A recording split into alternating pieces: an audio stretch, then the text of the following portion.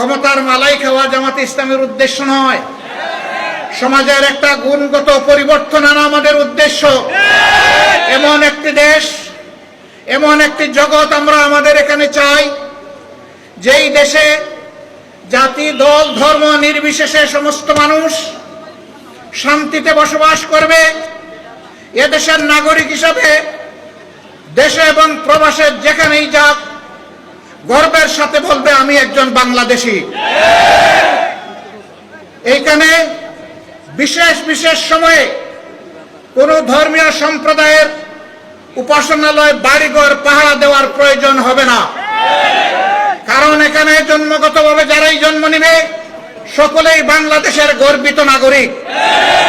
আমার যদি বাড়িতে পাহারা না লাগে, আমার মসজিদে যদি পাহারার প্রয়োজন না হয়, তাহলে হিন্দু বন্ধুদের মন্দিরে পাহারার প্রয়োজন হবে কেন? আমরা এই ধরনের কোনো বৈষম্য চাই না। আমরা চাই আমাদের সন্তানেরা যে বৈষম্য বিরোধী আন্দোলন করে গিয়েছে, এর মাধ্যমে সকল প্রকার বৈষম্যের কবর রচনা হোক। বাংলাদেশ একটা বৈষম্যবিহীন দেশে পরিণত হোক।